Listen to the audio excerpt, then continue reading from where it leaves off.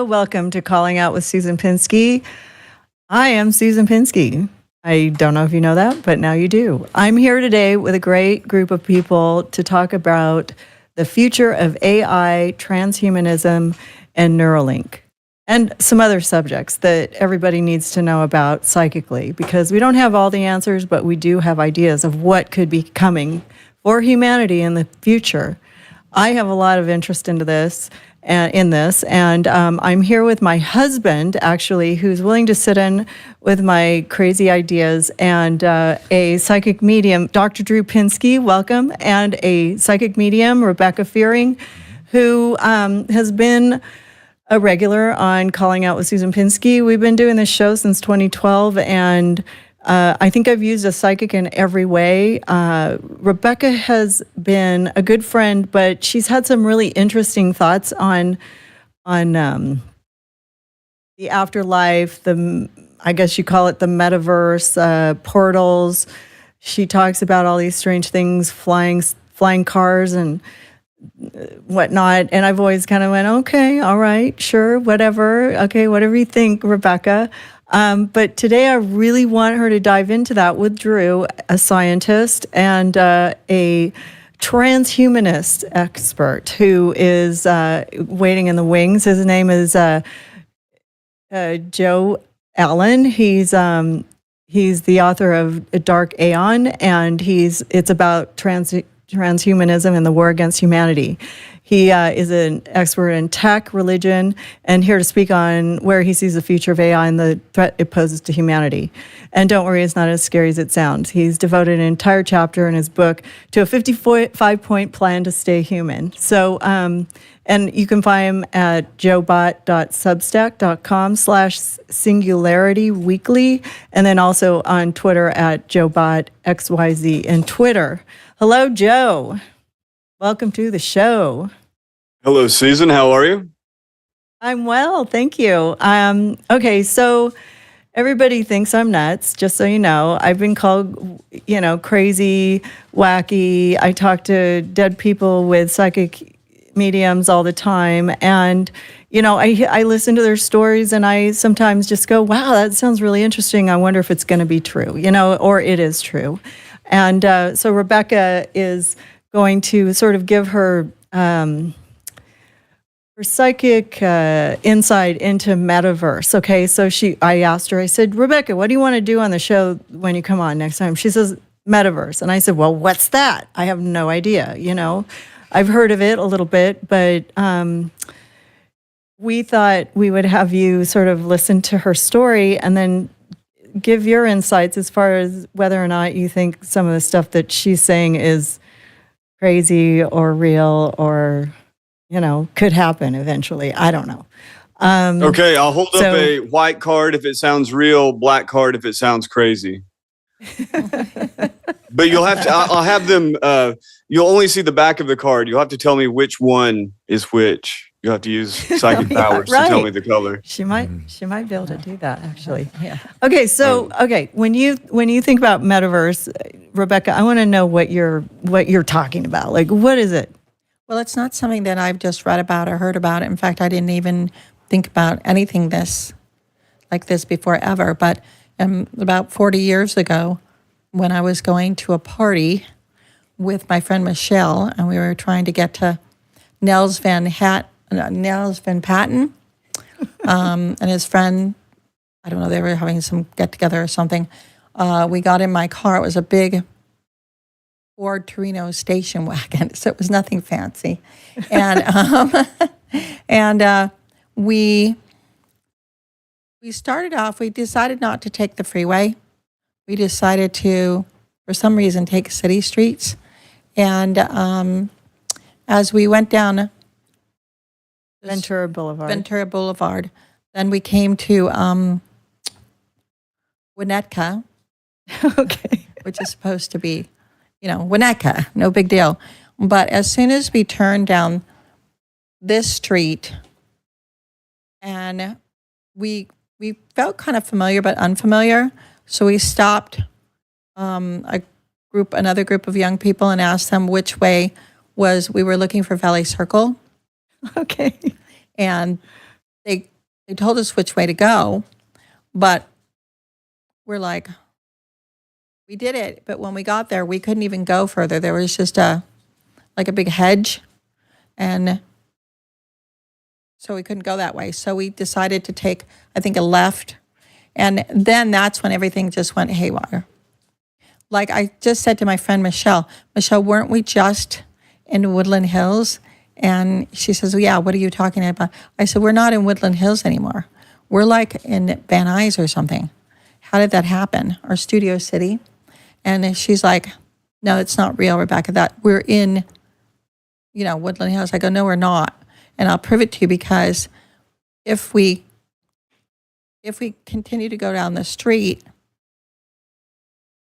we'll run into, I know, blah, blah. I don't remember what it was, but we didn't. We ran into one of the main points was a pancake house that is actually still there, right on Havenhurst and Ventura. Okay, so what's the point? The point is that we were lost in this place for 3 hours. And we know the way home. And you weren't using drugs or alcohol? No, I've never done drugs. I've never drank. And neither did Michelle. And you wanted to go to the Van Patten's house. Okay, so... Yeah. So anyway, Michelle's crying because at this point now, she thinks she died. And she goes, you got to pinch me, see if I'm alive. I go, no, you're very much alive. I said, but help me figure this out. We need to get out of here. So make a long story short, I saw another world, was exactly like ours, but was in a lot of ways, everything was complete opposite. Okay, so your house that was on this side of the street was on the other, or what we did see, we saw another pancake house because we decided to turn around, and the pancake house that we saw at first was crowded and had a lot of people. And then when we went back, there was another pancake house and there was nobody in there. It looked closed. Okay. And we couldn't find our way. We were lost for like 3 hours. And I know this sounds really crazy, but I grew up here, she grew up here. And to make a long story short, I said there's more to this world than we know. There are multi-dimensions. And I said we've seen it with our own eyes. I mean, there's a lot more to the story, but... like the upside down in Stranger Things. Yeah, it was very, very weird. And in fact, I ran into Nels Van Patten. He remembers us not getting to that party and kind of being a real, a-hole to us. Like, where were you? Yeah, where were you? So, I mean... Where were the hot chicks? Yeah, he would back up. At the time, I was young. I was only in my 20s. So, oh, my God, the 70s, right? Mm-hmm. And so... Or the 80s, I don't know. I don't remember. Well, I think maybe it was already the 80s, but I don't remember. But anyway, so I'm just saying... There is something to this. There are worlds within worlds. So when you look into this, like, what do you feel? Like, how does that... I think there's worlds within worlds. I just was always confused because we were actually held back from getting home. We knew how to get home, but we couldn't do it. And so what was that? What force was that? Yeah. And also, if there's two of everything, is there two of us? Is there more than one of us? So I don't really know the answer to that, but I do know that there definitely worlds within worlds, and it does exist, and it is real. Would I want to have that experience again? No. But, I believe it. I saw it with my own eyes. So she never drives there anymore. She's afraid she's going to fall into the portal again. No, and unfortunately, my friend, who was the only witness in a very weird experience, she took her own life. And so my only witness is her. I was going to say, I wish Michelle was here. Yeah, I'm sorry. She told me not to tell anybody because nobody ever would believe us. And I said, no, didn't you understand? We've actually seen and witnessed something that nobody probably else has. So that's it. Okay. So when Joe thinks about metaverse, I think he thinks about other stuff that is different. It's more in a tech world. Drew would probably tell you that you have, you had some kind of mental problems or some psychiatric problems, from a scientific view. I mean, I don't know. What do you guys think of this story? I'm going to start with Joe. I've had all sorts of weird, anomalous experiences in my life, oftentimes with pretty readily available explanations, but not always. The idea that there are multiple dimensions, there are different ways to look at that. There are all kinds of fantasy and sci-fi writers who imagine these things. There are people who say they experience these worlds. There are, scientific theories of multiverses, that perhaps there are many different multiverses that are bubbling up in the cosmos and we inhabit just one of them. There are theories of quantum physics that little micro moments that the universe is always splitting off into different parallel universes. Maybe you could catch a glimpse of that. I don't know. I don't have a metaphysical answer for why someone would look out onto a neighborhood they should be familiar with and it would be backwards. The biological explanations I would leave to Drew. Unless psychedelics were involved, then I could tell you exactly what was happening. But what I'm reminded of is the metaverse and the conversation in general. When you think about psychic phenomena in some ways is, you could say it's the independent contractors of religion. So that organized religious institutions have stories about psychic phenomena. They have stories about being able to speak to beings beyond this world, sometimes being able to speak to the dead, although that's typically forbidden. And the psychic is doing this in a much more kind of Wild West sort of way. And when I am looking at technology, I mean, the theme of my book is looking at the ways in which technology reflects the desire in traditional religion and in non-traditional religion, sort of Wild West of psychics and so on.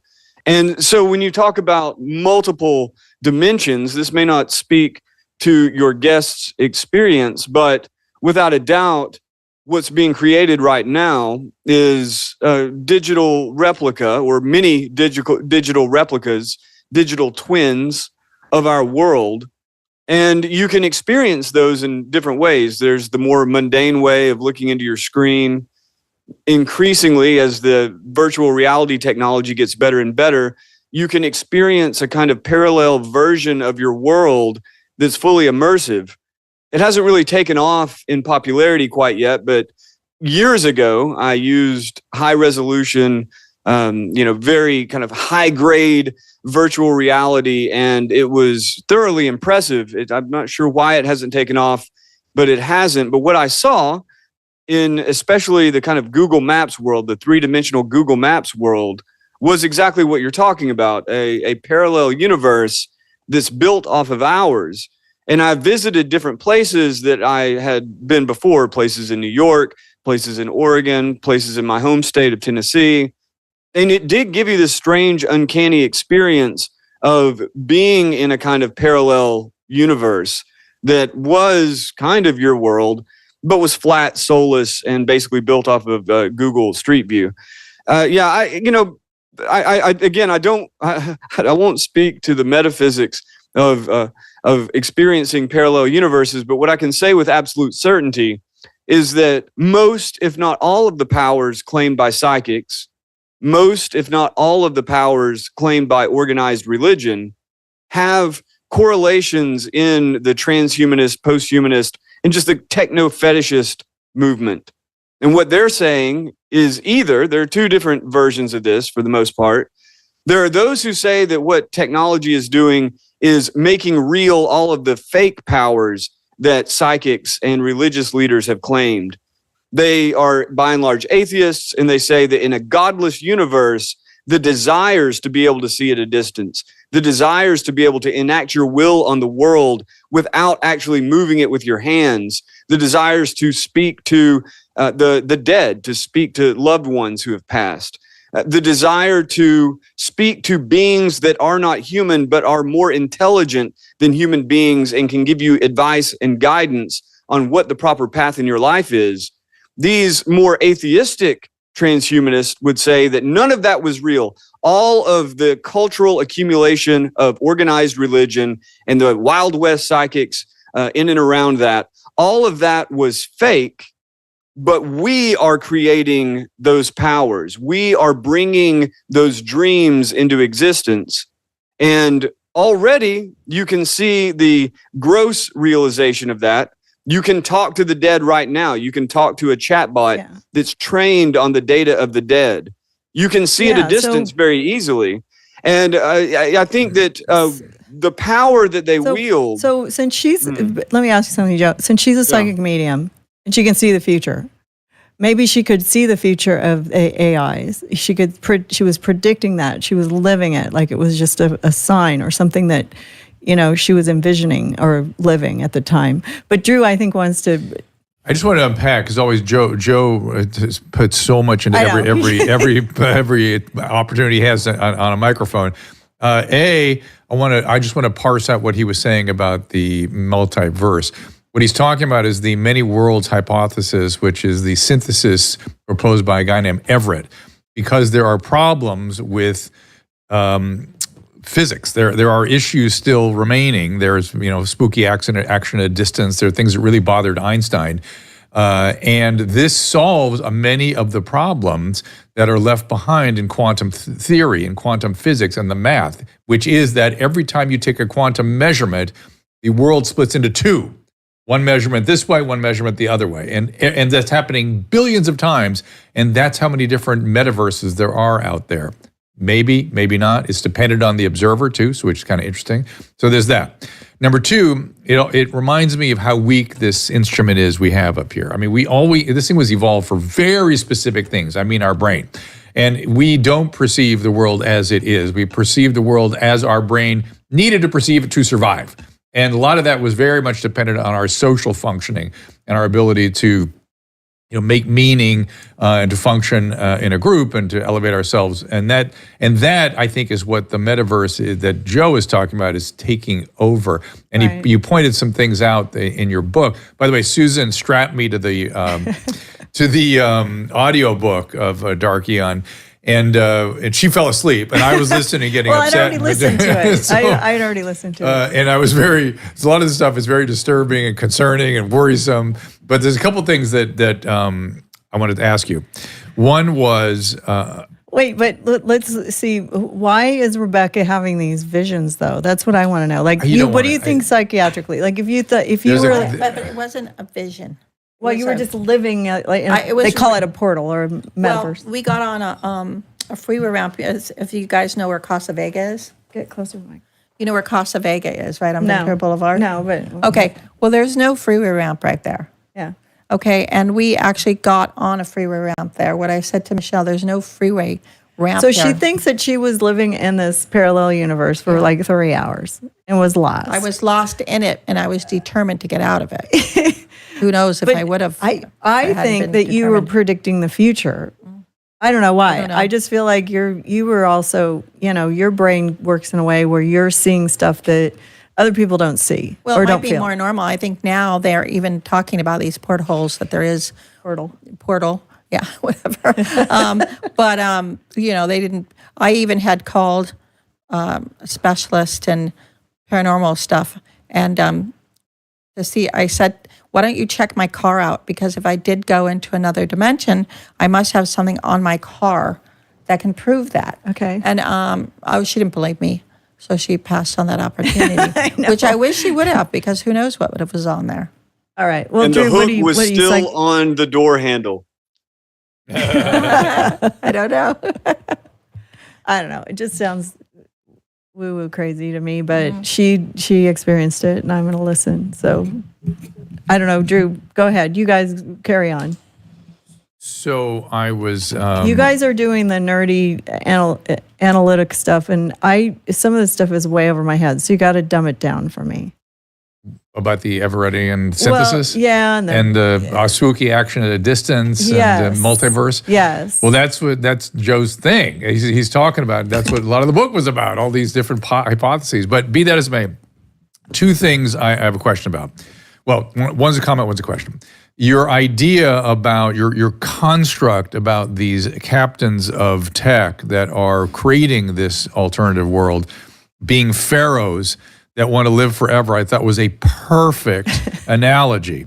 And it made me, again, back to the weak instrument that we have in our skull, made me think that humans as they have evolved, do the same thing over and over and over and over again, just in different contexts and with different technologies.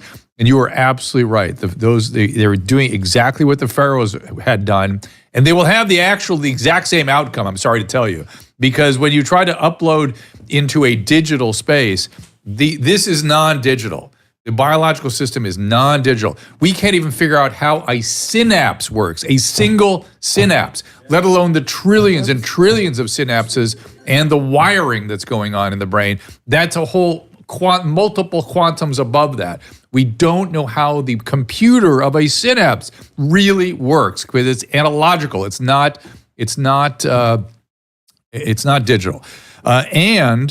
The thing I was going to say, in addition to that, I'll let you comment when I'm done, which is that all this brain machinery interface requires you going into the skull. And what none of these people understand is that even if you drill a tiny hole in the skull, oftentimes you change the person. Their personality changes. You are doing something extremely ethically problematic. And if you so much as lay the tiniest electrode on the brain in one tiny spot, you are killing millions of neurons.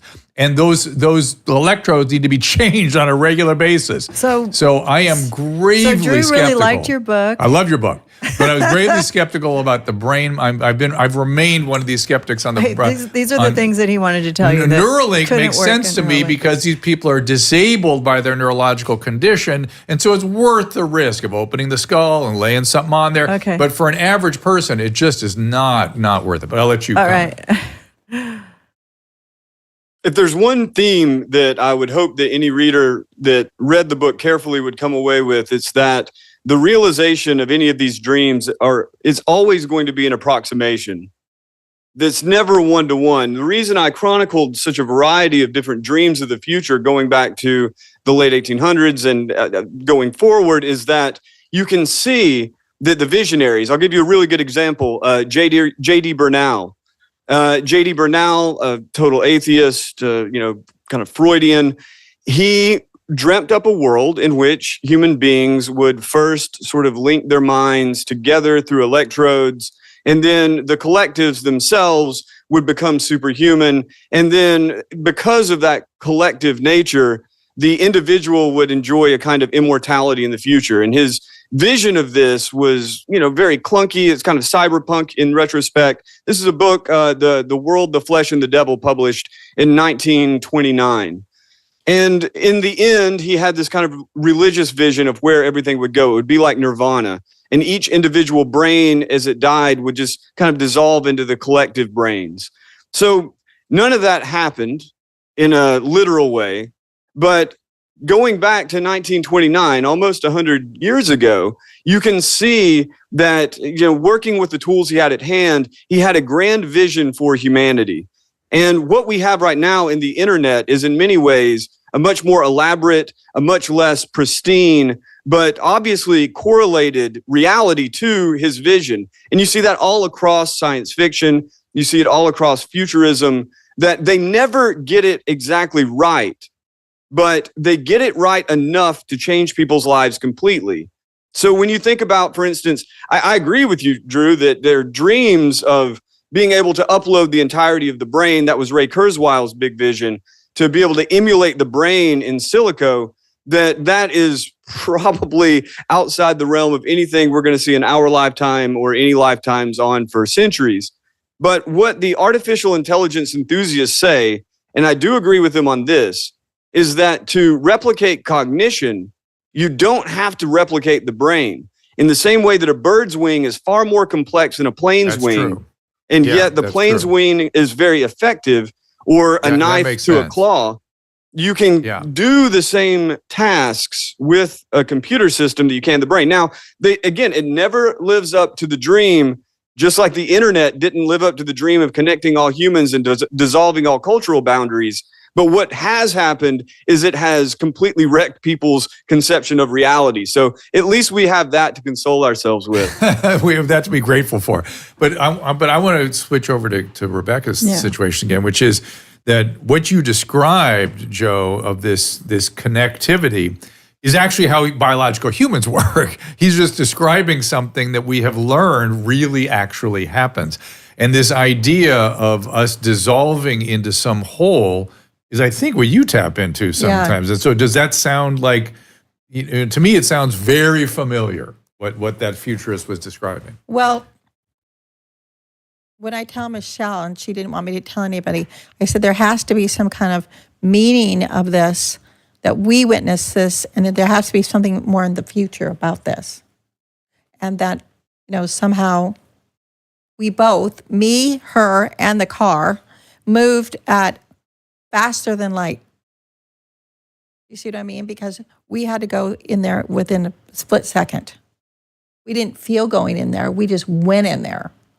So, there was some meaning to it. I don't know if it's come to pass yet as why it happened to me or us. What about people's sort of collective experience dissolving into some whole? Is that phenomenon in terms of how people experience afterlives or anything like that? No, because what I've seen and witnessed, again, is heaven is a real dimension. It's not just a black hole. It's not just a nothingness. And it's very beautiful. It's like living color. So I believe in Jesus because I went to Catholic school? No, I've actually seen Jesus 3 times. And as I think I've told Susan, I call him the hot Jew because he's so cute. Okay. So, for me, is it just somebody telling me something? No. And that's a long story of how I've seen him 3 times, but I have seen him 3 times.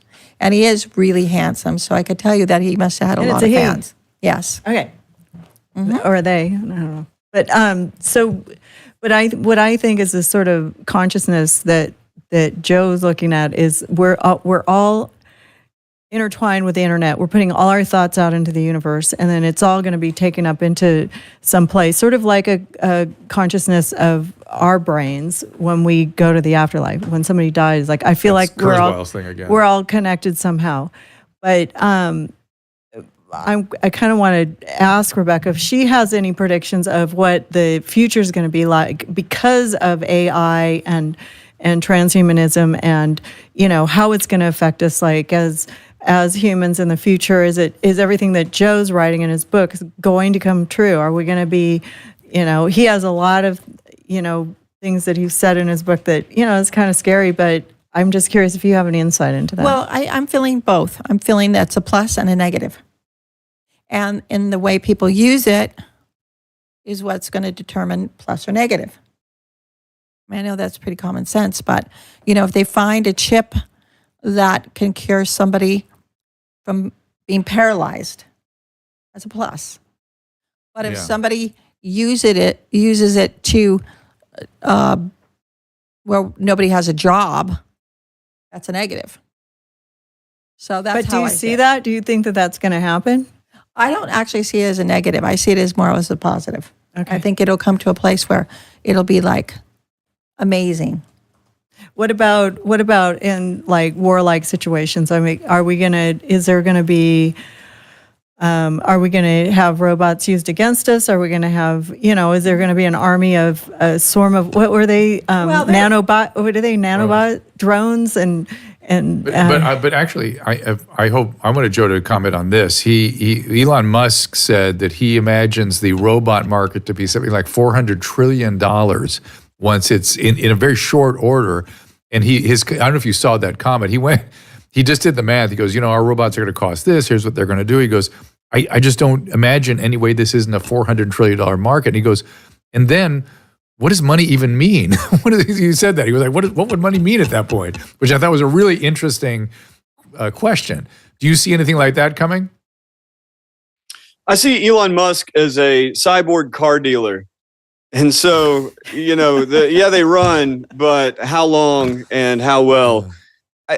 Look, Elon Musk especially is one. He's become in many ways the vocal. He's the spokesperson for the transhumanist, posthumanist movement, and he does produce technologies that are viable. I mean, Neuralink. If you see that guy Arnaud, I forget his first name, but the one Neuralink patient that's gotten so much coverage, he's playing Mario Kart with only his brain. And there are a lot of other people with implanted brain-computer interfaces that they can do a lot of stuff, but nothing that sophisticated. So he is actually doing things. The robot Optimus, it's okay. There's a lot of other humanoid competition. But the most important thing Elon Musk is doing is cultivating a worldview and an expectation for people to live into. And in the same way that futurists in the mid 1800s to the early 1900s to the mid 20th century, on to 5 minutes ago, the same way that all of these different visions of the world are competing for attention, and in the same way that the people trying to realize these visions of the world are competing to create viable technologies, he is casting a huge, huge net. And in his vision of the world, hundreds of millions or billions of people will have Neuralink implants in order to form hive minds to fight against the super intelligent AI that will inevitably be created. Is that actually going to be the future? I don't think so. But is our future going to be steered by such visions? 1,000%, I believe so. How'd you get interested in this stuff? I'm sorry? How'd you get interested in this stuff? I've always been really techno-negative ever since I was a kid. But I'd flip-flop. I've always been very fascinated by tools and computers and robots and especially just systems. But you can see the negative impacts over and over and over again. You see the way the negative impacts are oftentimes swept under the rug or ignored, and the positives are always emphasized in the wider culture. The dystopias are the kind of underbelly, right? It's the concentrated leftovers of all the hype and all the boosting. I don't think the dystopias are all that helpful either, but I do think that somewhere between that hype and the dystopia is the otherwise boring reality that we actually face every day, outside of course, war and love. To that point, when I listened to your book, and I'm sorry, I listened to the audiobook, we were driving for quite a little while, and I'm sure if I could have focused and just sat and read it, I would have pulled even more out. But the one thing that jumped out at me listening to it in a long form like that is that the boring part that you're talking about to me was just the human part. I mean, whether it's Jules Verne or the Pharaohs, it's all the same brain with the same ideas, with the same phenomenon in more sophisticated technologies with the similar downsides.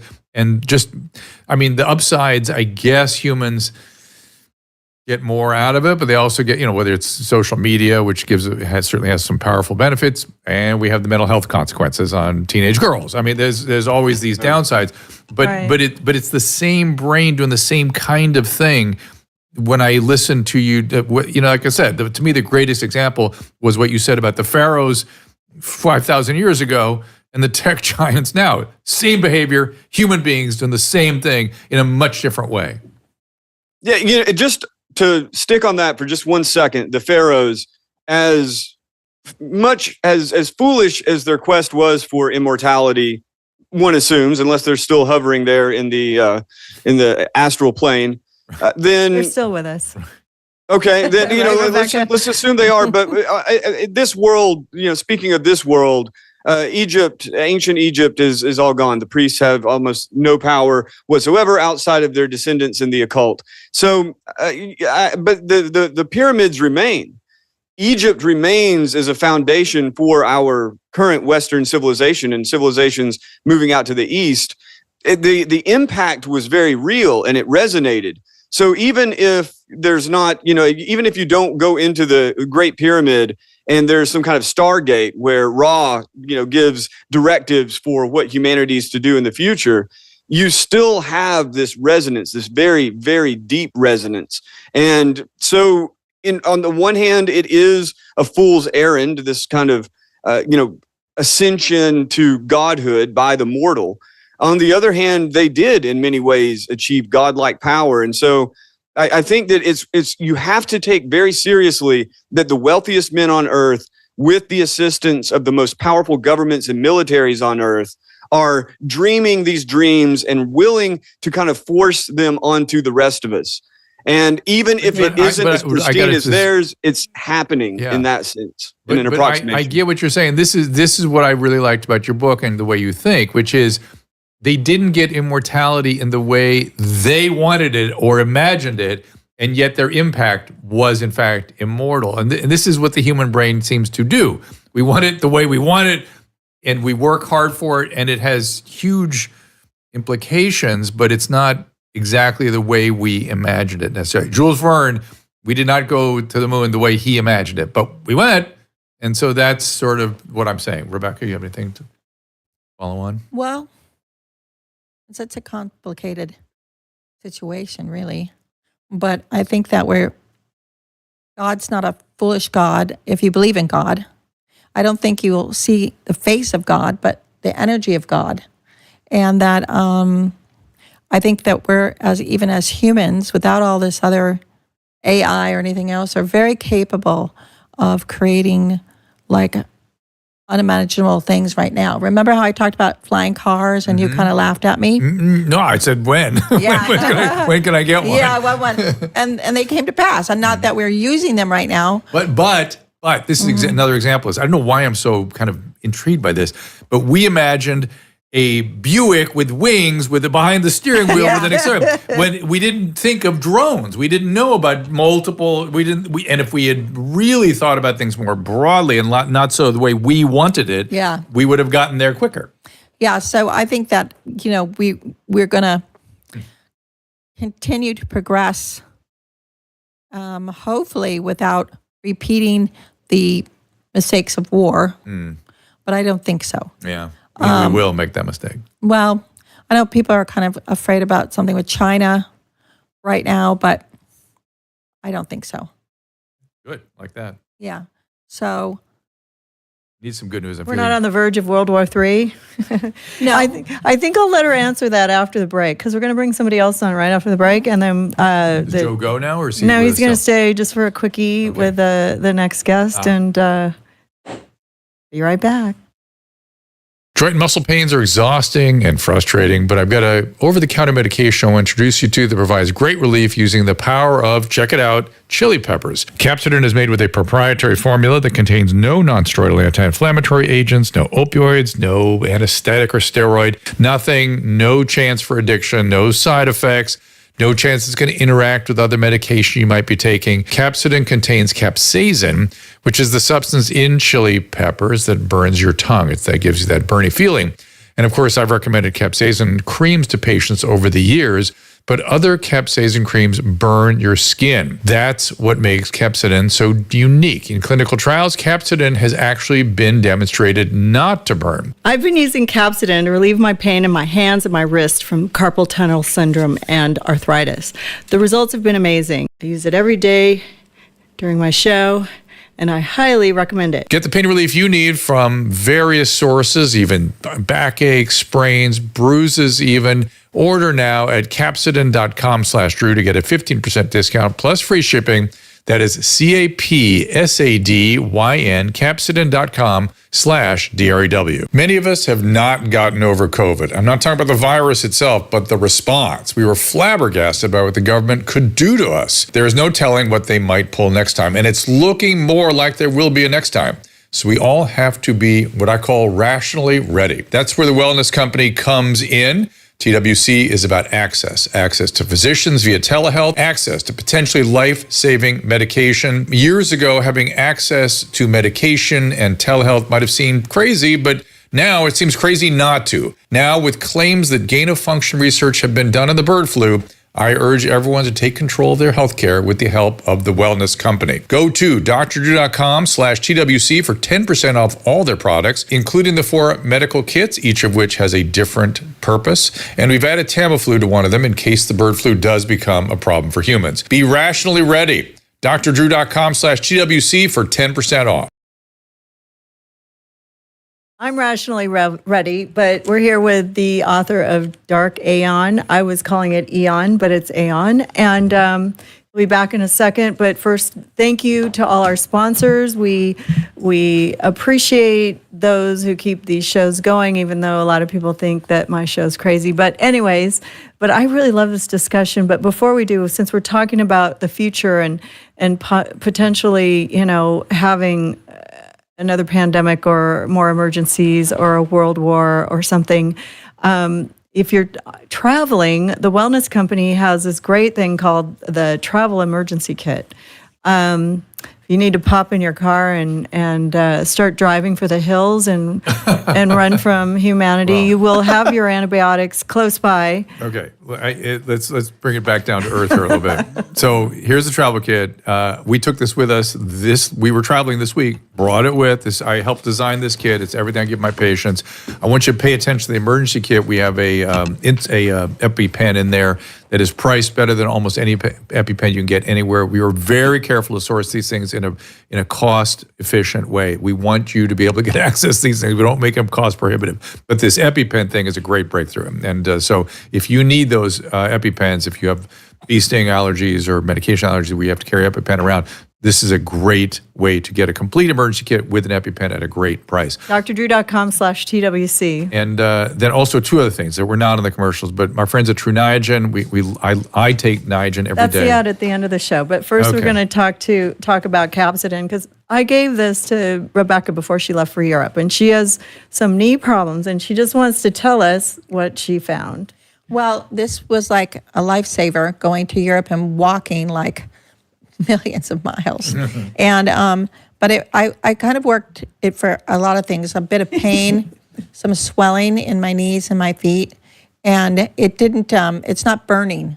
Right. It doesn't burn. That's the big thing. And it was easy to carry around. It's very light. Yeah. And it was really like I'll a give lifesaver. you some more before you leave today. Yes, I want some more. I used it all. Okay, good. It's amazing. I know she got here and she said, "Where's that cream that I think Kaleb gave me that cream? Where's more of that stuff?" Oh, God. Oh, that's Capsidin. I was so sad when Great. I used it all. Okay, And, good. It was good. great. Well, anyways, those are a couple of our great sponsors. Anyways, back with Joe. We're going to also bring in our other guest, to another calling out guest, Brian O'Shea. He's got a vast knowledge of global intelligence, hosts of the podcast Investigate Everything with Brian O'Shea, and he's part of the Daily Clout Substack. He has served in the military for 11 years, and he's sort of our on-call intelligence expert, and he's also married to our friend Naomi Wolf, and he scares the shit out of us on a regular basis on this show because he knows the inside scoop on international politics, affairs, and war. So welcome, Brian. And also I want to have Joe up on the screen to say hello, because I know you guys are friends. Yeah, thanks for having me on. And I was going to say, if I scare you, why'd you have me and Joe on at the same time? Because you must be really scared now. Oh, I am just so into this stuff. And you know that I call you every time I see something in the news and I'm like, what's going on? What's going on? But can we bring Joe up too, Kaleb? Is that a possibility? Hi. Going on, brother? So, Hey, what's Yeah. going on? I knew time you were saw going to be Joe- here, and it wasn't just psychic. Yeah. Last time I saw Joe, we were in D.C. at an Irish bar way too late. It happens. It happens. So, do you have anything to interject here with Joe, Brian, or Drew, Well, with for that matter? with the entire conversation, I mean, that was a lot. When I hear a lot of the metaphysical or esoteric, and then I hear a lot of the technical, and I always think they're on a crash course to an intersection. So a lot of the things I've seen in my lifetime that were science fiction or metaphysical back in the 80s, they become reality today.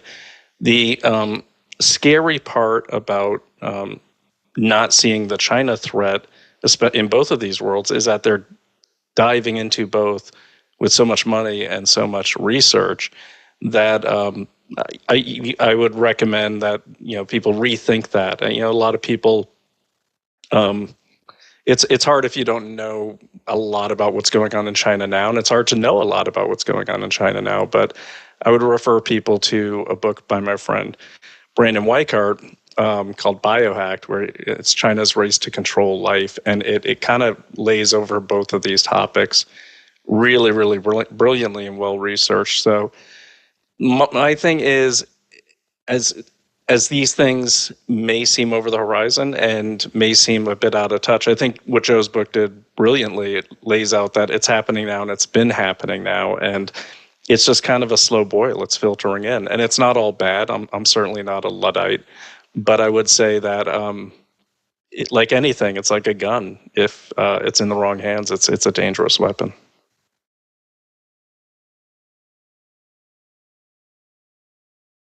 You know what? I totally agree. And I think that China's technology is way ahead of what we know. We don't know everything that they're up to. I don't trust them. I never have. And, maybe we're not going to go into war with them. And that's what I asked Rebecca. But the technology, I had a videotape of some robots fighting with on Instagram. It just came up. I guess somehow it's in my algorithm now, but I don't know if Kaleb cued that, but I just find that China is really ahead of the game, and they're building these robots, and they're creating this this world of futuristic war games. I mean, Brian and I have talked about this. I mean, they get into us. We're in a war with China right now. It's asymmetrical. They've gotten into our mind. You saw the pandemic. They were able to shut down the world,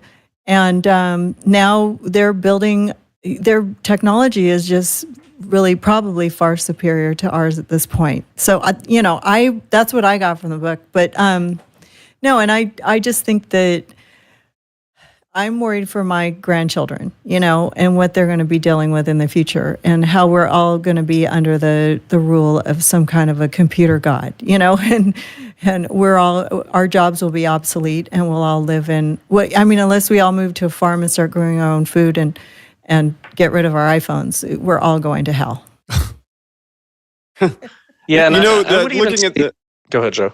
A lot of the drive to create all of this is riding on the back of the idea that China will get there before us. So why do we need to have fully lethal autonomous weapons that can kill without a human being in the loop? Well, the argument is if we don't, then China will. And if China does, their weapons will be superior. The drive for artificial general intelligence, or the drive for artificial superintelligence, all of that, it is kind of endemic to the project of artificial intelligence here, but the desperate drive, a lot of the argument for why we need the federal government to be involved, why we need the military to be involved, and why artificial general intelligence needs to be looked at as a kind of new nuclear weapon, it's all on the basis that if we don't create it and use it to create a society that's more potent and powerful and better organized than China, they will. They'll take over the world and will be ruled by their supercomputer god instead of ours. What's interesting about it, though, China really isn't, like Brian O'Shea said, it's very difficult to really know what's going on inside China, inside their borders. But so far as we do know, just seeing the results of their artificial intelligence systems, just seeing the results of the medicines, like genetic-based medicines, they aren't ahead of us. They're not even remotely close, especially in artificial intelligence. So it's interesting. I do think China is a threat. I do think that it would be, I guess, if we're going to live under a supercomputer god, it would be better ours than theirs. But ultimately, it's, I would say, a rhetorical ploy. It's a way of getting people on board with things that they otherwise wouldn't necessarily want to do. And it's getting people on board with a vision of the future that otherwise people would be terrified by. But if the idea is, if we don't do it, China will. Yeah. And I wanted to jump in and add to that. It's also based on, what Joe's saying is based on a traditional war type of concept of fire, return fire, launch. And when I look at the threat, I don't look at it as if they're going to get this thing and launch it. I look at it as they've been at war with us and they're filtering things in, and they're conducting something called unrestricted warfare on us now. And some of that involves elite capture, regulatory warfare, the things that filter in, the way of capturing us and destroying us without firing a shot is the goal. And so it does scare me when I hear our own people saying, hey, we need to have this, otherwise China will get us, when those very same people might be working for China. And so that's the part that scares me the most about the China threat, is not so much it's an arms race. I think we're infected by our enemy right now through the corruption of our own leaders, and a lot right down to the county level. So the answer, I think, for AI is it's going to run, it's going to grow, and just really just keeping an eye on it, because look at the current government. These are the last people I would trust with even a pea shooter, let alone AI. So I do agree with Joe. I do think they're behind us, but at the same time, if we allow our government to regulate anything, there's a good chance that they're going to be selling that more advanced technology right back to China. China didn't advance in their technology because they let their brilliant minds run free. They stole a lot of it. And with the fact that they've done so much regulatory capture and elite capture of our own elites, I say keep the government out of it, and just keep an eye on it.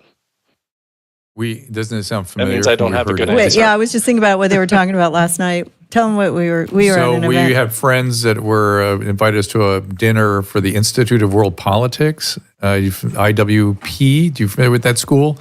And they were some of the faculty speaking, and they sounded like Brian O'Shea.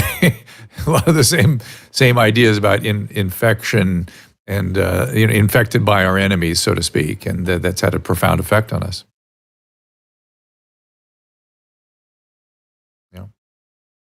That's what it feels like. I mean, it's just everywhere you go. It's like, oh my! We used to play. Joe, you might remember this one. It was like 6 degrees to Kevin Bacon. Now we can play 3 degrees to the CCP. So it's a dark time. Sure. Sorry, I laughed. I think what bothers me the most about the Chinese threat in many ways is it's the possibility that in order to keep up with them, that we will become more like them. The technologies can be used in many different ways, but you take Eric Schmidt, for instance. Eric Schmidt is, in general, confrontational towards China. Google tried to court China, but has largely been in competition with China since getting booted. And so Eric Schmidt's argument in the National Security Commission on Artificial Intelligence was published in 2021.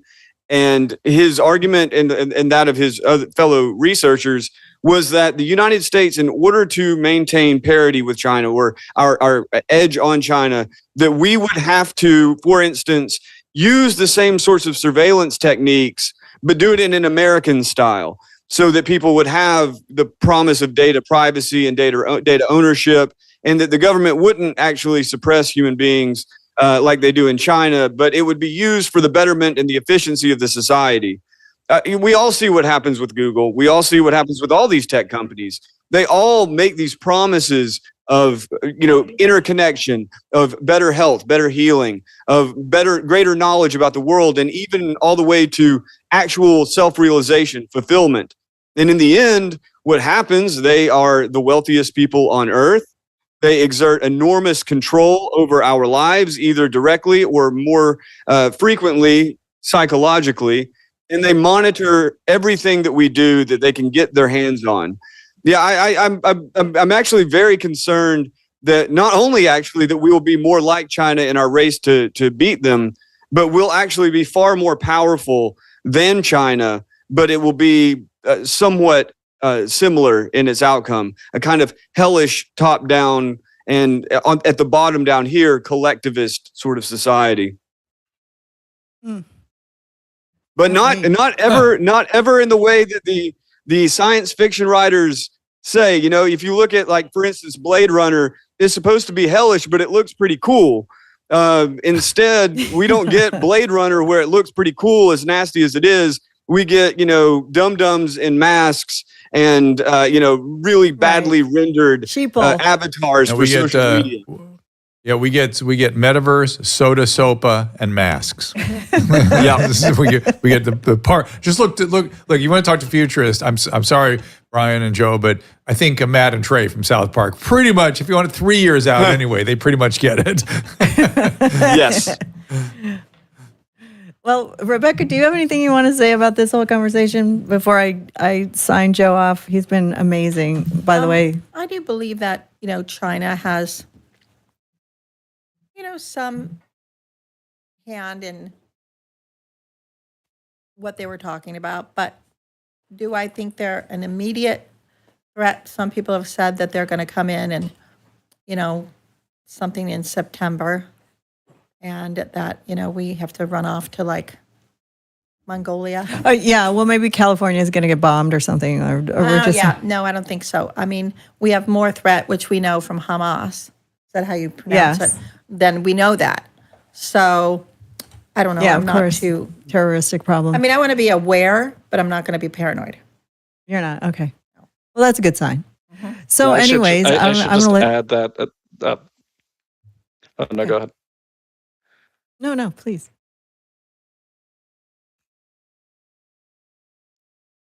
Hello. Right, have at it. Oh, okay. Sorry about that. I was getting some bleed over. So what I was saying is, I would, on that you said Hamas, and I'm certainly not debating, but I will say there's clear evidence that China has ultimately funded Hamas, Hezbollah, Iran, China. So the bomb doesn't have to have Chinese writing on it. I'm less worried about a bomb because I think they want our land. But I would say that I'm not waiting for a big hit from China. I think it's been happening since 2003. Behind the scenes. They're sneaky. Yeah. That's how they do it. Yeah. Well, it reminds me of people when they businesses they invest in both candidates. You know what I mean? If it's like they're putting bets down just in case. Why not? Let's bet a little bit on Hamas, a little bit over here, just spreading their risk and their bets around. I'm not surprised. Anyway, finish I think up. about what that guy said. Like, we were at this military school type, Institute of World Politics. Institute of World Politics meeting last night, and they were talking about how China's on the border of India throwing rocks at the Indian people. I mean, they're just out there. They're out there. Their military is out there, and they're on the borders, and they're not to be trusted in anything, as far as I'm concerned. And I'm not psychic. That's. Unless they're doing synchronized Swimming. artistic swimming with women. Then they seem to have it pretty much wired. Yeah, they're fine. We don't know. They might be spies too. And those bathing suits seem very, But anyways, the book is Dark Aeon. We really appreciate your time, Joe. It's been such a pleasure, and I got all the way through it, believe it or not. So everybody go out and get this book. It's amazing. It's good reading, and it made Drew think. So I loved it. but I appreciate your time, It's a great Really book. appreciate that, and we have 2 copies at our home. I want No, great to to see just say, Susan, that you're talking about before. About my life for the last year has been a bizarre twilight zone between aeon and eon. Everyone asking me how to pronounce it. Truth is, not unlike Everett's wave theorem, it's both a particle and a wave. It's both aeon as in the Gnostic entity, and it's eon as in period of time. So it really is dealer's choice. And I just in closing, we're talking about the woo-woo. And I know I must come off like some sort of hyper-rationalist, but I will say that insofar as the human mind and the human consciousness, I think that, we're all somewhere between the woo and the goo. Yeah. I like that. I like that. Okay, well, hopefully we'll talk to you again soon. And, if anything comes true, I definitely want to have you back on the show so you can see, I told you. We're a year When the out, and drone I've already got a swarms hit. couple. But namaste. Oh, wow. Namaste. And then Brian's staying? Yeah, so Brian, I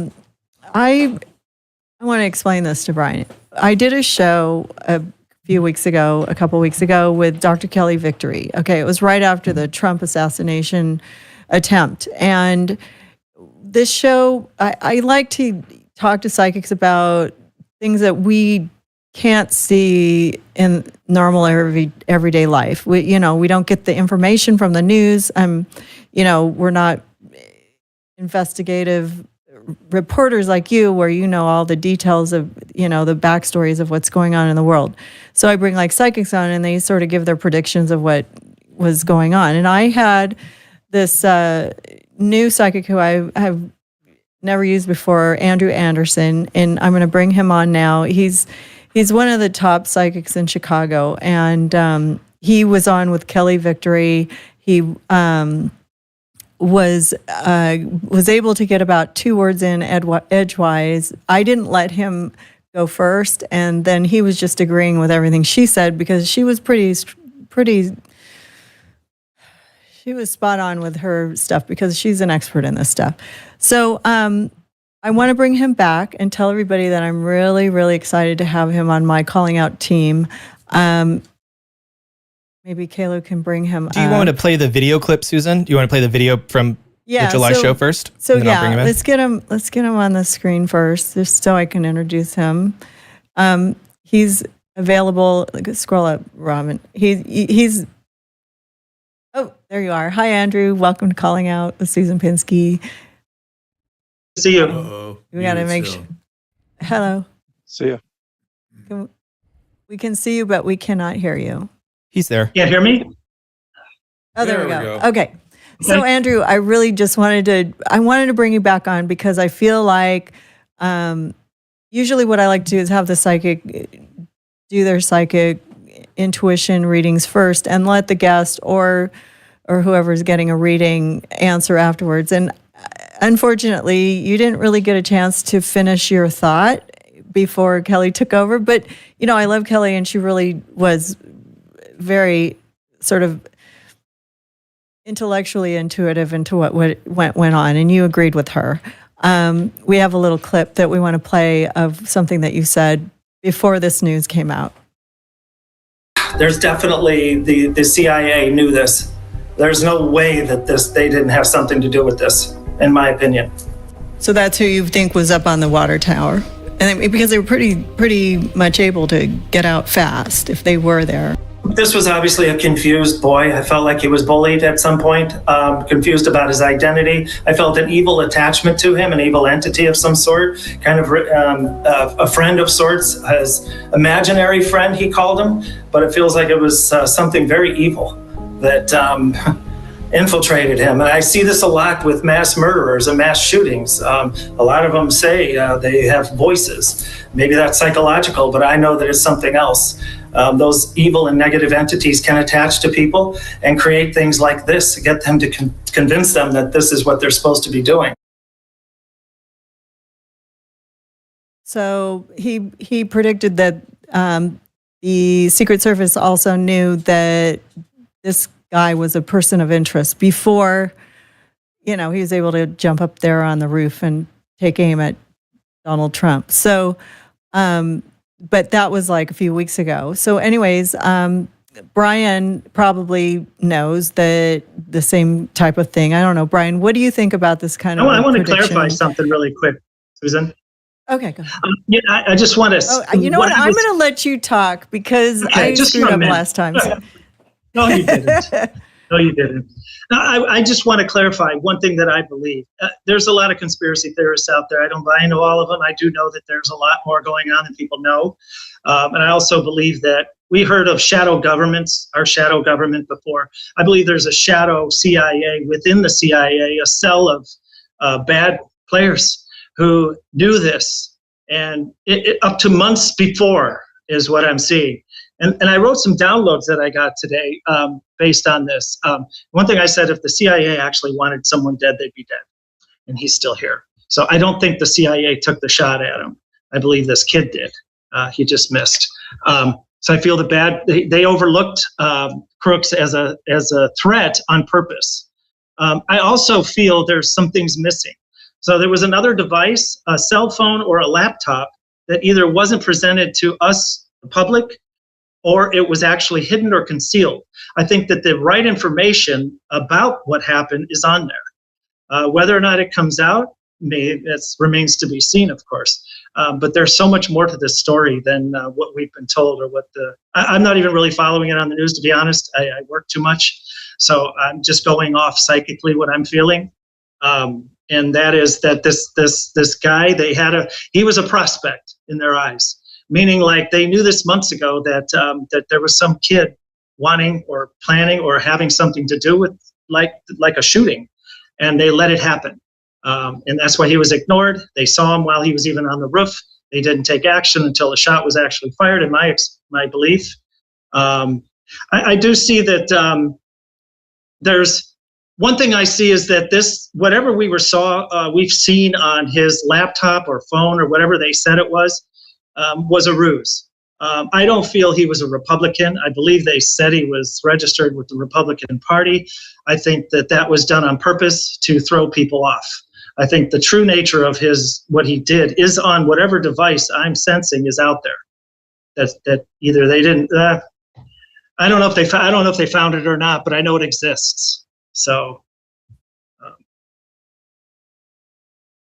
Right, Brian. When you hear this type of how does this apply to your world? Well, there's a lot baked in there. So let me go one by one. I always say I don't know what I don't know, and so I go with the evidence. I will make the comment that I've made many times, and I have no reason to doubt your feelings about the CIA, for instance, but from my optic and my experience, it seems more likely that the FBI is all over this. And the reason I say that is because the CIA pretty much has very little experience operating domestically. The CIA also can't confirm or deny if the FBI starts a whisper campaign saying they were involved. I've seen this many times. To me, this operation looks very much like the Gretchen Whitmer operation, where they had that failed kidnapping and they all turned out to be FBI confidential informants. That said, very few people know what is ever going on at the CIA, not even the other intelligence agencies. So, I can't say anyone's wrong or right because we just don't know. And actually, with your abilities, you might be able to overcome a lot of the classification barriers that others cannot.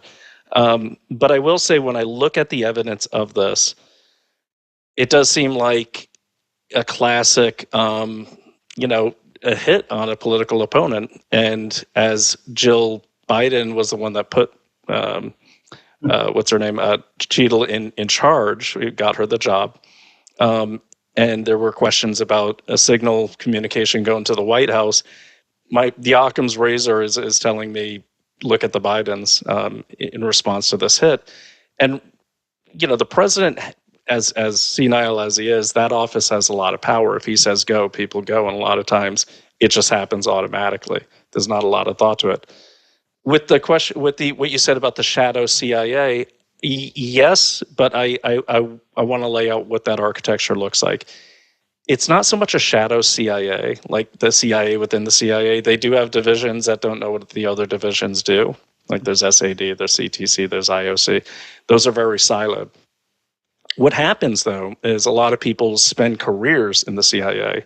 Then they get out and they form private intelligence firms that operate just like the CIA, are highly connected, and a lot of times have access to better technology and retain a lot of their human intelligence network that was recruited with taxpayer dollars at the CIA.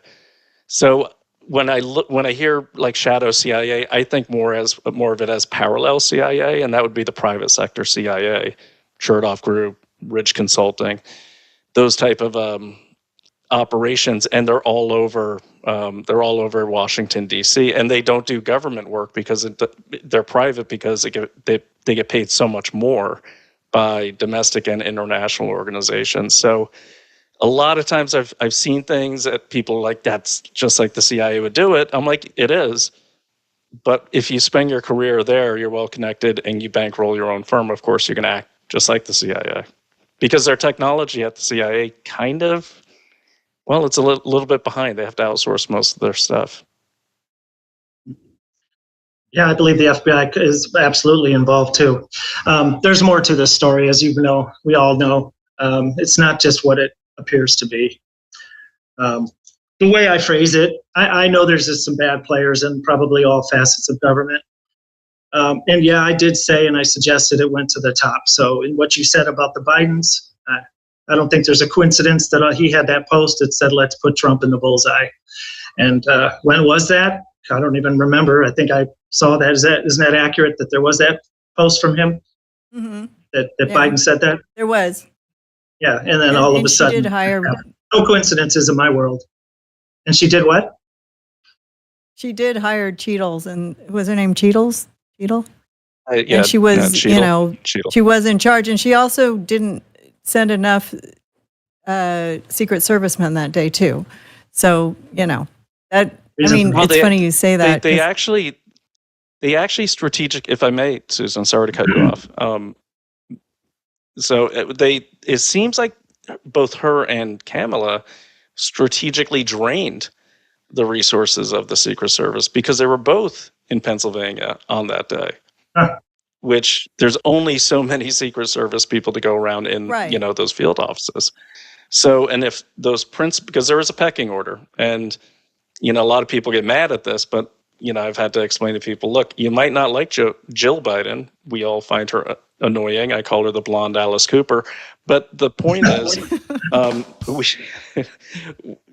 they get priority over a candidate, even a former presidential candidate. So that seems very strategic. I mean, as an investigator, when I backtrack and I look at it, I do think to myself, like, okay, everything here, if this were any other time in our lives, this would be almost open and shut. I mean, there is a preponderance of evidence to suggest a conspiracy to assassinate Donald Trump by certain people.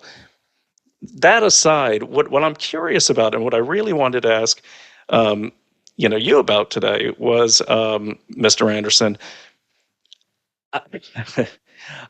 I'm really, really having trouble finding the very existence of crooks.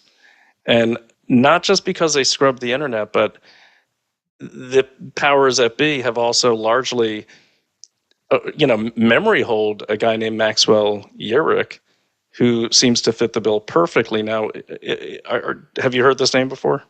I have not. Yes? I've not heard of Maxwell Yerrick. Okay. Maxwell Yerrick, and I'll try to, I have some visuals, but so on Saturday, after late night after the attempted assassination, there were lots of suspects running around the internet. First, there was this fat Italian guy, turned out to be a blogger, and he was making a funny video saying, "Oh my gosh, I pinched my cheek, I'm still alive." So it wasn't him. And then Maxwell Yerrick pops up. This guy looks just like that corpse you saw on the ceiling, on the roof. And he's also been arrested for starting violence and attacking police at Trump events multiple times. And he lives in Pittsburgh.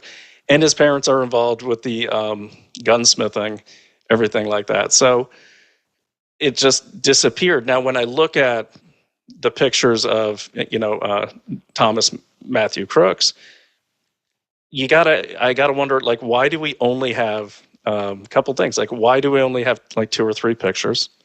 We have a DMV photo, and we have a kind of grainy still from a graduation video, and you could count, I guess, the BlackRock commercial that they said he appeared in. But did his parents not have any pictures of him growing up? There's nothing. And not only that, the final thing I'll say is, you have a guy who supposedly borrowed an assault rifle from his father to take a shot at a former president and presidential candidate. Where was the raid? Why didn't they raid that house? They went to that house, the FBI did, with dressed like I am with some clipboards. There was no raid, there was no securing the house, nothing. I mean, that would be the first thing that would happen.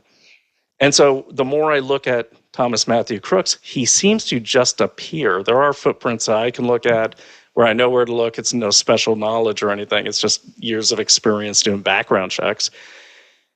and there's kind of like he doesn't exist. And I'm not just talking before he was 18, where there's not going to be much of a footprint, but we're talking like he doesn't seem to exist at all, almost like he was made up. And I will say this: FBI agent. He's a shadow, period. And so with you do, I'd be curious to know your thoughts on, does this guy even exist, or is the actual shooter this, Maxwell Urich? Very interesting. I didn't look at it like that. I do feel he exists. My feeling. But whenever something doesn't make sense, there's no such thing as coincidence in my world. So, especially when it comes to politics and the government. So, I can't say no to what you're saying, though. I'm going to do some more research on that guy, Max Urich. So, Rebecca, do you have any insight into that? You have to lean into the mic. It seems so odd how they knew he was up there and they didn't act on it. And then, the one man got shot. That's sad. I just think there's got to be something behind them not acting on it. Why wouldn't they act on it? I mean, what kind of... There's an answer for that. Is that? So a rather credible, though not excusing answer I've heard for that is, so apparently there was no communications with the local police. That's really not on the local police. That's on the Secret Service. They have jurisdiction. They're in charge. It's up to them to make sure the communications work and that it's a good structure. Apparently, what I've heard this on the Dan Bongino show, and he's the best source, I think, of anyone out there right now who's speaking to the public, because he was in the Secret Service. And what he had said was there were supposed to be people on the roof, but there were no communications. So when you have those shooters, those counter sniper teams, apparently what they were doing, and this coming from a tactical world myself, this makes sense. They were trying to figure out, is that one of our own? Or is that, he's shooting. Okay, it's not one of our own. And that's what the hesitation was, according to sources that Dan Bongino has. Yeah, but figuring out why this guy doesn't have, everything's erased. Like, he's a young 20-year-old and there's nothing on him. That's why I think there's something behind it. Like, there's somebody who set him up, made sure that we couldn't figure out who he was, where he came from, couldn't find his Instagram post, like whatever he was doing. I mean, they said he looked at porn or something before the shooting, like shocking. But just, like, how do you, there has to be somebody higher up, because you can't just erase your whole life on your social media, your phones, your family, your friends, everything. It just, that's just, it has to be done by specialists or people that can, clear your name or make you a shadow. Well, I wanted to find out, where's this body? Where's the funeral?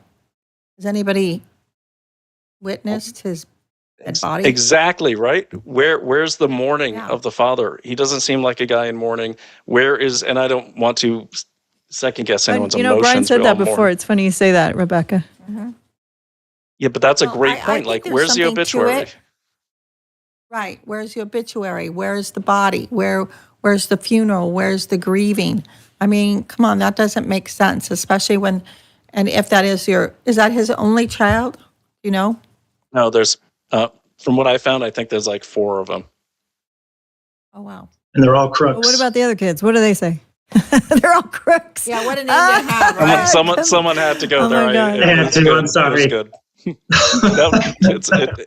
You beat me to it. So I love that the Secret Service is Cheadle and then it's Crooks. Like, I always thought that was it's funny how their names. Self-fulfilling prophecy there. No, but Drew, do you want to? No, I got nothing. But I'm just saying we're in the simulation. It's just the simulation winking at us. That's all. No, I mean, listen, we know that somebody put him up to it somehow. That he didn't act alone. I feel like I mean, just as common sense just makes me feel like that. And I'm glad that you guys agree. And there's proof of that. There's another device that exists. I feel it so strongly. that has all the answers. Did you say device? Yeah, some laptop, some cell like a phone, something phone. that has. The drone. It's yeah. the drone. That's a great point. What about that drone that he supposedly flew over the area for all that time before? No one's mentioned where is that drone and where's the footage from that? It's a good point. Right, so and I'm glad you felt that, because that, and by the way, I have the highest respect for what you do, and I'm always open to it. And the fact that you said that, like, you may have been picking up what I was feeling. It's so frustrating. Like, I fly these drones, and when you fly them, your interface is your phone, right? Or a phone. You do not need to be on cellular to use them. I don't really understand how that works, but I've flown drones in airplane mode on my phone. And everything you do goes and it gets saved on the phone, on the app, okay? And they said, oh, well, he wasn't recording. Okay, that's fine. Maybe he didn't record. He was just live streaming. Literally no one does that, but like sometimes they forget to hit record, which stinks. But what is recorded, and I had this on a tweet in animation from my own, is there's a flight path, there's weather conditions, there's so much, there's every other place you flew that drone. Even if you register under a phony name, there is a registration. And since 2023, there's an FAA ID that's required for any drone over half a pound. And so everyone keeps brushing over the drone like it's no big deal. That is Brian, the key. And I agree with you. My thing is, where are the press conferences? A former president was nearly shot. You would think there would be press conferences initially daily and then maybe weekly after that. We have had, to my knowledge, none. I'm not aware of a single press conference to update the American public on what we're paying these intelligence people for, to update us on what's going on. Is that inappropriate to expect that? Maybe it's because their narrative that they came up with didn't apply anymore. They had it all planned out, maybe, that they were going to say that he was killed. And this was their narrative that they were going to follow. They had to regroup. He wasn't killed, obviously, and they just need time. They weren't ready for it. Well, it's just bad, and I agree with you. That's a good point, Mr. Anderson. Do you mind if I call you Andrew? No, call me Andrew, please. Because every time I call you Mr. Anderson, I'm thinking of Joe, and I'm thinking of The Matrix. I love The Matrix. No, but and that's a really good point, Dr. Drew. The last update that I saw on the Secret Service webpage, I think, was like July 15th or 16th. Okay, I saw more headlines on the terror threat at the Taylor Swift concert in Europe than I did, on legacy media when this happened. So they are trying to memory hole it big time. And I agree with Andrew that I think their stories are all screwed up. I do have the original audio cause I just started. So what I do, I just start recording my screen when things like this happen. So everything I'm researching is captured. And the thing I heard when the Secret Service swarmed, Donald Trump to shield him, you hear one of the female agents say, "What are we doing? What are we doing?" Didn't she say, "Where are we?" Or what's next? She said, like, "Where are we?" I think, like, well, what's happening? Where are we? What are we doing? Like, that's a drill. That's like a basic drill that like Secret Service knows how to. No one be. Yeah. Can I break in a minute? Think you're right. Has anybody heard from the coroner who should have looked at the body? I mean, in every crime or anything, where's he? Medical examiner. Yeah, the medical examiner. Has anybody mentioned him? No, I haven't seen anything like it. I've looked. You guys have. No, nothing. Yeah, that doesn't make sense. I have a question for Brian. Brian, so you're like, it's Kaleb. So you're familiar with how all of this stuff works, and wouldn't keeping this a secret be such a valuable secret that someone would spill it by now?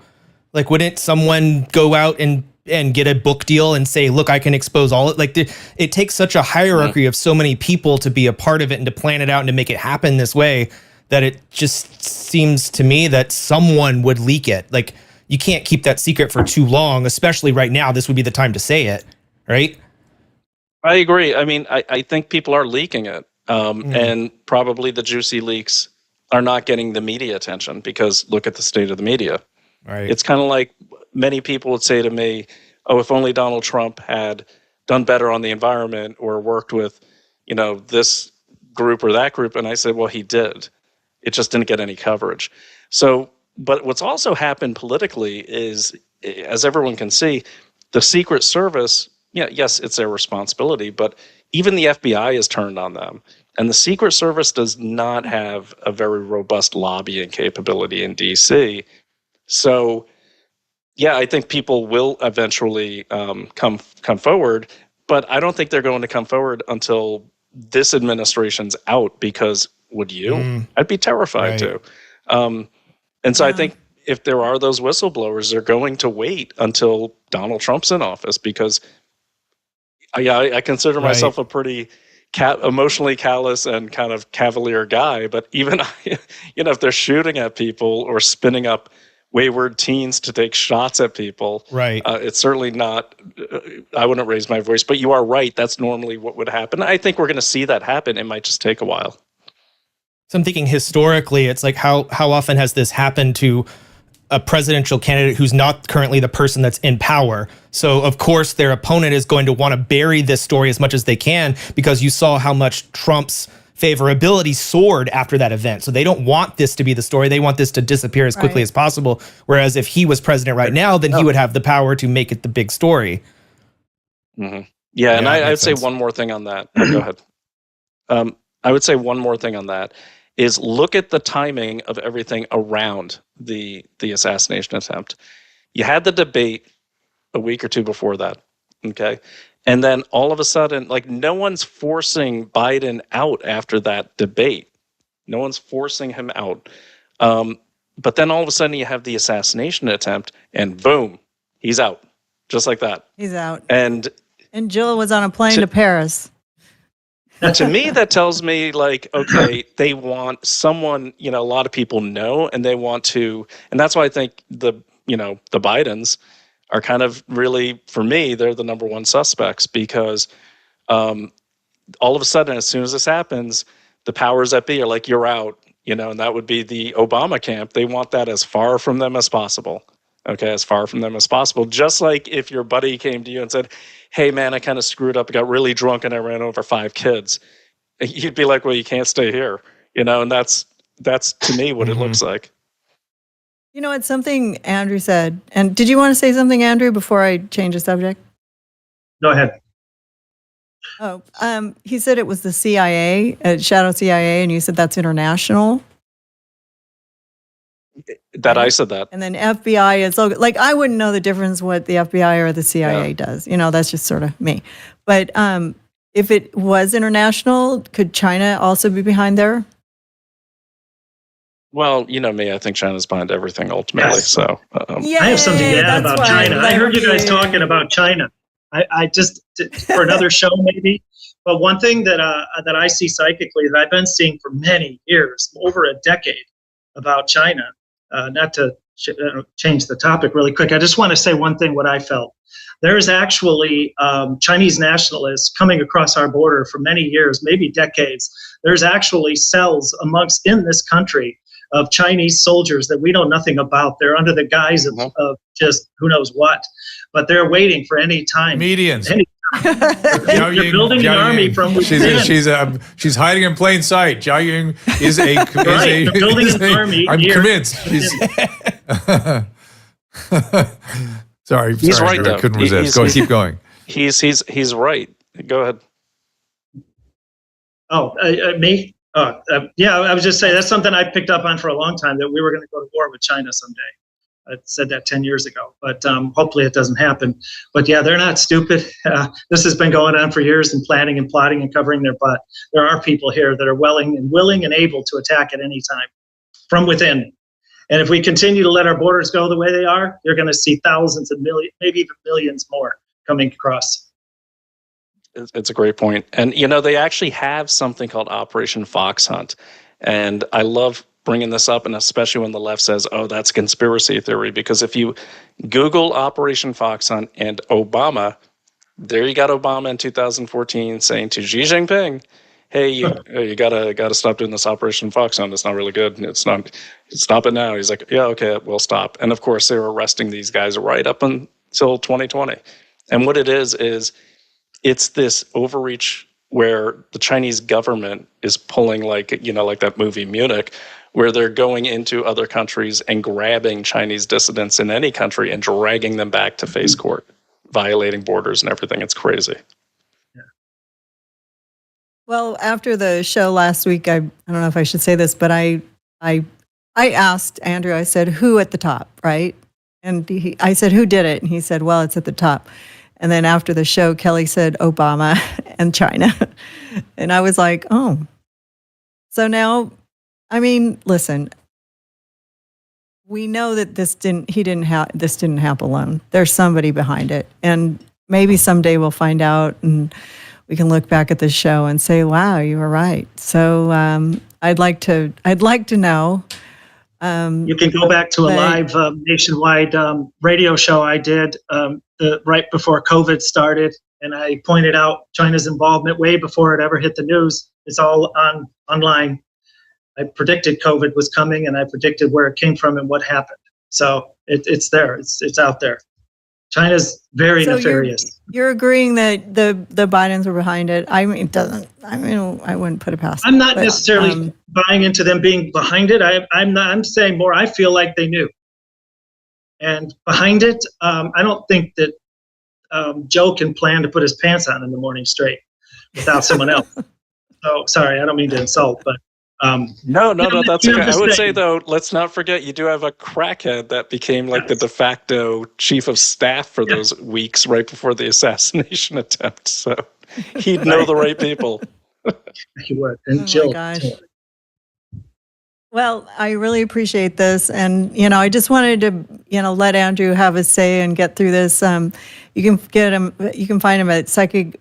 What does that say? Psychic.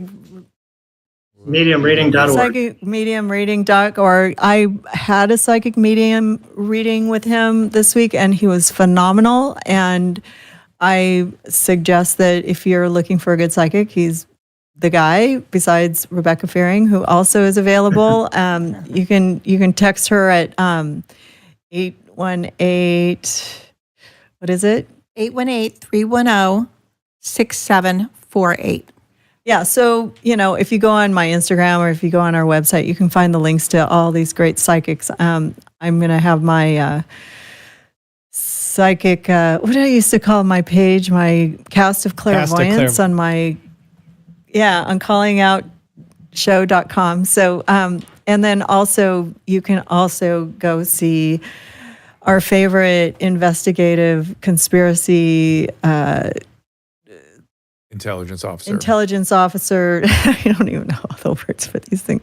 You can tell I'm not as well read as Drew, but thank you, Brian, for bringing all this information forward and having a good sense of humor with me and talking about these horrible things in the world that we have to think about. But it's a lot on your shoulders, and we appreciate your hard work. Well, thank you, and I appreciate it. And Andrew, I appreciate yours, and I've worked with a lot of people in your profession, so definitely I would definitely check out what this man is saying. Thank you, Brian. Oh, good. I'm so glad. All right. Well, and you'll see him again sometime soon. And also, I hope you guys have a great day. And I'm going to close this out with Thank you, Susan. my fabulous husband who. So very interesting, really interesting stuff, and I like the way we found common threads in all these different topics and different ways of looking at it. But since I just want to maybe finish with Rebecca, because so much about what we ended up talking about was speculation, and let's have Rebecca speculate from her perspective. Things like, for instance, this observation that there's so many Chinese nationals coming across the border. Will they be able to hurt us from within, do you think? Because you had said there would be no hot war with China, but maybe there would be some sort of cold war or some sort of infiltration that we hadn't really seen before. No? You know what? I'm not going to say what I don't see. Yeah. So at this point, I have to say no. And I spend a lot of time these days upset. I'm upset about the world, the country, so the rhetoric, the behavior of media. Maybe I should ask about the media. Some news just came out that Warner and that the holding company above CNN has now been burdened to the tunes of $10 billion by CNN, and they're going to have to do something to correct that. Are we going to see a readjustment of journalism and media to start doing their job rather than just giving opinions on television and newspapers? Yes. Okay, that's very good news, because I spent a lot of time upset about that. I'm also upset about the world that young people see before them. They seem very pessimistic. They don't necessarily even show interest in American history or the American political system. Will that change, and how do you imagine that might change?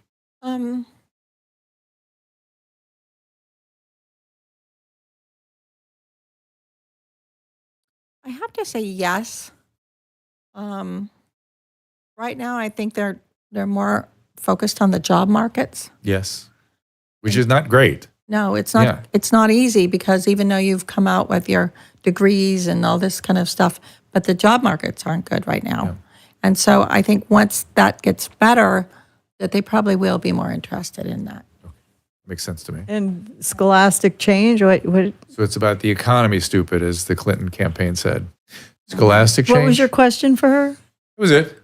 No, Was I mean, it? what did you ask her? I asked her first, would the media change? Yes. Would it go back to doing journalism and being sane and not just giving opinions? And would young people have optimism and interest in the American system again? Would they feel good about it because they feel so down on it now? Yeah. She said yes. When the economy gets better, they will feel better and be more interested. That makes sense to me. I mean, and people are, maybe you don't remember this, those of you that are down on the system, this Bill Clinton's original campaign slogan was, "It's the economy, stupid," which is the case. Everything really is, it's homo economicus when you get right down to it. We are very economical beings. Right? But not economical. We are, as much as we are social, we are part of economic connections with each other. Yes, for sure. Unless we all become communists. Well, but that's another system, but it's a different kind of Are we going to relationship. be communists one day? No. See? Run by See? AI bots? Well, like talking to Rebecca, I feel better. I feel more optimistic. She always brings light and love with Yeah. her Well, being. she opened by saying she doesn't see it, she won't say it. Yeah, I'm not just gonna, just go off the cuff. I didn't see it, so I'm not saying it at this point. That's it. Well, that's good news. Well, thank you, Drew, for being a part of this Interesting, today. really interesting. I like the way you organize it. These you. guests. Thank you. And Thank you, particularly, Susan. particularly I walk away with amongst. I'm glad we ended on this note, but I feel like I'm fascinated that Brian O'Shea has relied on psychics in the past. That's very interesting to me. I'm fascinated by that whole story about what you brought up about the Or metaverse. medical examiner. Thank you. Oh, medical examiner. Yeah, yes. and the missing guy, and the fact that there's so many things, and the lack of transparency about all this. There's so many interesting questions, and then also with Joe Allen, this phenomenon of humans doing the same thing over and over and over and over again with the same intent, history- but in different technological contexts, History but doing the precedes same itself. thing. This is not, It it's echoes. just in a different, Yeah, it's a different context, it's in a and different time and space. But it's just a really interesting observation to me. And to me, what ties that all together is his observation about the pharaohs and the captains of tech industries today have had the same wishes with the same nonsense they're trying to do to make themselves eternal. And just interesting to me. Here so we I are, also just humans wanna, after all. I didn't say this before they left, but if you guys want to get in touch with Joe Allen, you can find him at JoeBotXYZ on Twitter. And then he has this Substack, Singularity Weekly. So it's joebot.substack.com, Singularity Weekly. And he writes all these great articles in there. Get the book Dark Aeon, as well as the socials for Brian O'Shea is at Brian O'Shea on, at Brian O'Shea Spy, SPI, on Twitter. And then he's also available at I think he's on the Daily Clout with Naomi Wolf, and he has his podcast there. Dailyclout.io, they call it. Yeah, Clout, dailyclout.io. So, look them up. You can find them. I put all their links in my Instagram post, so you guys can find them there. If you guys want to read more about this or you want to know more about them, great people. And also Rebecca Fearing. You can find her at RebeccaFearing.com as well. So I don't know what the next episode is, if it's going to happen. Something came up, but Drew will be having his next show tomorrow 11:30. at 11:30 a.m. Tomorrow, 11:30 a.m. We are... Ask Dr. Drew. Yes, we are back to... I'll get you the guest name. Give me a second. Yeah, we have a great lineup this week. We're doing early Brandon shows. Tatum. Monday, Tuesday, Wednesday this week. Interesting. He's a former fellow. police officer. And let's see. Right. And is he going to talk about some of the same stuff we were just discussing here, Kaleb? Some of it, yeah. He's going to go into that, and then also, what was the other topic he's going to do? It was really interesting. I think it was. It up right now. It was about Tim Walz and the COVID lockdown. How Tim Walz, who's now the potential vice president, how he created a hotline in his state so that neighbors could snitch on each other if they caught anybody breaking lockdowns during COVID. So we're going to talk about that, and hopefully not an idea that he would want to implement countrywide. Oh my God, it's just unthinkable. I again, this is the stuff I get upset about. Made me feel better again, Rebecca. I'm so disturbed by government overreach and the excesses and the feeling of they're at their liberty to just control our lives however they wish. Is that going to settle down, or is that going to get worse before it does? We need to take control of our lives. We need to get out of our phones. We need to get flip phones. Live on the earth. Rebecca, I think it's gonna get better. okay, good. Needs to. I really do. Can't stand it. It's driving me out of my mind. But I think we have to fight for it. I think free speech. I think fighting for free speech. Yeah. Okay, thank you. So that we're on the right course here to make sure it happens. Yeah, we need free speech, but we need to also connect as humans and stand up against these injustices. Wearing a mask, putting a mask on a 2-year-old, running away from the flu, it was so ridiculous. And that, here's what was ridiculous. I had at the airport today. So we're there's an outbreak of COVID internationally right now, and it's a pretty nasty variant. Yeah. But at the airport today, I watched people wearing an N95 mask, and I thought, okay. I mean, if you wore it from the second you walked in, and you do not take it off for any reason, no reason, until you get back outside at your destination. Okay, that might do a little something to reduce your risk. And then I flashed on a friend of mine who's a doctor who was wearing a mask in a setting where I didn't think it was appropriate. She said, well, I don't want to get this thing. 3 weeks later, she had it. And I thought, yeah, that's the point. You can't, there's just no way to prevent it, even unless you are perfect with the use of a perfectly fitting N95 mask. And that's just not realistic with a respiratory virus. So that's but we're sheeple that we follow these rules, and that's what the whole the AI universe is going to do. So it's going to suck you in, and it's going to spit you out. We didn't get into that too much with Joe Allen because we don't really understand it. No, but I see how I'm going to predict that we are going to have this powerful tech world built by Meta, Google, all these companies, and these guys that are running these companies are all going to live on a farm somewhere with a big family. We watched somebody do that this weekend. We're all spinning around in the metaverse of. There is a virtual metaverse that is being produced right now by these big entities, and I worry about that. That's what I worry about. But maybe Rebecca can make me feel better at dinner. Don't worry about it. We're letting our imaginations take over. We'll be dead long before it's an issue. But Anyways, that's a nice way of saying that. Support the teams of people that support us by checking out our sponsors on the extras. And thank you so much. Can I talk a little bit about two of them that you did not show the ads on? Yes, you may. Okay, so True Niagen is something I've been taking for 10 years. We were very pleased to bring them on board. I take about 1,000 milligrams a day. Check it out for yourself. NR, nicotinamide riboside, is a really important anti-aging supplement. There's one other supplement you should be taking, that's fatty 15, which is pentadecanoic acid. Some new research just came out that showed that from the UC San Diego's excellent double-blind placebo-controlled study that 2/3 of us are deficient in this fatty acid, and that supplementing with the fatty 15 will replete that. and reverse the cellular fragility syndrome. So both the NR, which is great for your mitochondria and your oxidative state of your cells, and the fatty 15, the C15 that reduces the cellular fragility, the membranes are stabilized. These two things are very potent anti-aging influences, as well as influences against the illnesses associated with aging. So I take it. I make the family take it. You should take it, Rebecca. It's good stuff. I'm a big fan of these things. You're going to keep me sane. There's some other things you can do too. I'm going to come up with a little bit later as we move along here, but not right now. Enough. But these two right now, I can say with absolute categorical certainty. I want to take it. I will not stop. I want to mention something that Trey, Myths and Tunes Trey's Myths and Tunes said, keep calling out Susan, Drew, Emily, and Kaleb.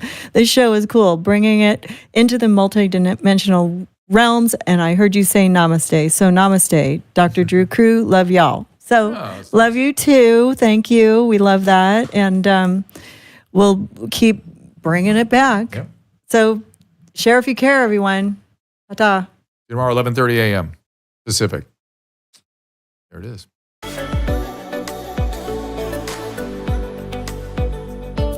I'm excited to bring you a new product, a new supplement, Fatty. I take it. I make Susan take it. My whole family takes it.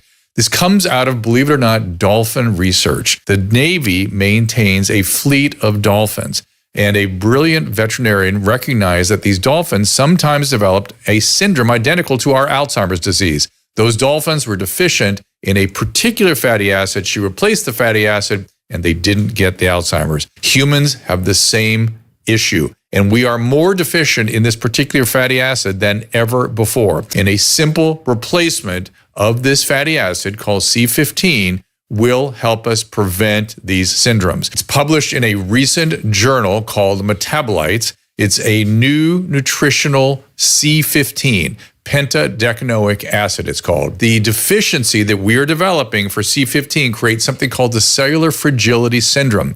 This is the first nutritional deficiency syndrome to be discovered in 75 years and may be affecting us in many ways, and as many as 1 in 3 of us. This is an important breakthrough. Take advantage of it. Go to fatty15.com/Dr. Drew to receive 15% off a 90-day starter kit subscription, or use code Dr. Drew at checkout for that 15% off, or just go to our website, drdrew.com/fatty15. Of course, I'm a fan of the healthy aging supplement True Niagen. I've been taking it almost for a decade myself. This supplement boosts NAD, which your cells need to survive properly metabolically, and it goes down as we age. It does so with a nutrient called nicotinamide riboside, or NR, specifically patented form of NR called Niagen. It's the most efficient and trusted NAD booster. NAD can also play a role in reproductive health. Boosting NAD is recommended with prenatal vitamins for women over 30 looking to start a family.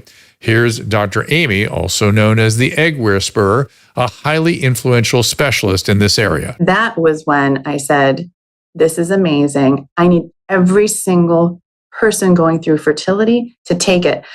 I not only take it myself, my patients have shared stories. They took it and then they got pregnant naturally. And that's really my goal, is I want people to empower themselves with the tools so that they can get pregnant without my help. True Niagen is an amazing NAD booster. You're going to want to add it to your reproductive health arsenal.